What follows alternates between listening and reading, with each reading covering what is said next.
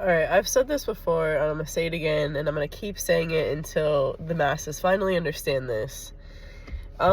If I want to say start a rumor or just make something up, right?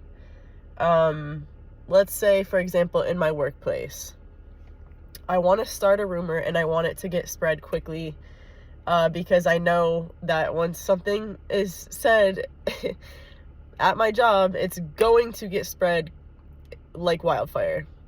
So if I want to I want to create an agenda of something being spread in my workplace, I will go to somebody and start talking about this.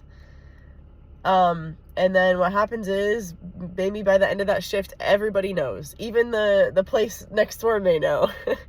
That's just how quickly the information gets spread in my workplace. So, on a bigger scale, that's just a micro example of how an agenda can get spread effortlessly. So when it comes to the news, if I want to create an agenda, if I want to create a story, let's just put it on the news, and everybody watches the news and everybody talks about the news. So let's put out this story and everybody's going to talk about it like telephone, like the game of telephone. It's going to get spread. And then what happens is that becomes a story in your reality. And if I am somebody who wants to create something and have it be manifested on a mass level, you put it on the news. This is how we create mass collective beliefs and manifestations, is when we are, when it's coming through the news, because that's the way it'll get spread the quickest. So, when you start to believe something in your reality, you will start to see it. And when you believe it, you put emotion behind it. It has no other option to show up in your 3D reality outside of you. And this is how things get started on a collective level, is, the powers that be, they want something to be created. So it starts as a seed and it gets watered by our intention, our energy, our focus, and our emotion. And so we're sitting here as a collective just manifesting, especially what we don't want for these people who want to create chaos and division and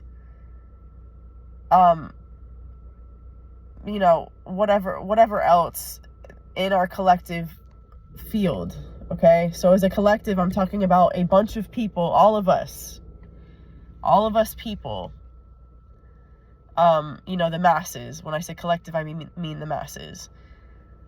And the same thing goes with our weather, guys, for real. When they put something out in the future for, next week's weather, and we all start to believe that next week at 2 p.m. it's going to rain, we can create that to actually happen this is how powerful human beings are. When somebody tells us something, and our focus, our awareness, which is the most powerful thing you have as a human being, is your awareness. It doesn't matter if it's on something positive or something negative. This is how we create our reality, through awareness. That has been unfortunately used against us through media, through politics, through whatever it is, through whichever way the masses can see it. And when we start to understand how powerful we are as human beings, we take our power back from the stories that they tell us to believe. Because at the end of the day, nothing is true if you say it's not, you know? And when you get many people, like, it's like, for instance, okay, this is another great example. When there's recessions, there are certain people who choose not to believe that they are part of a recession, and their business continues to stay, booming. It continues to be successful because they choose with their awareness that they are not going to comply to that agenda.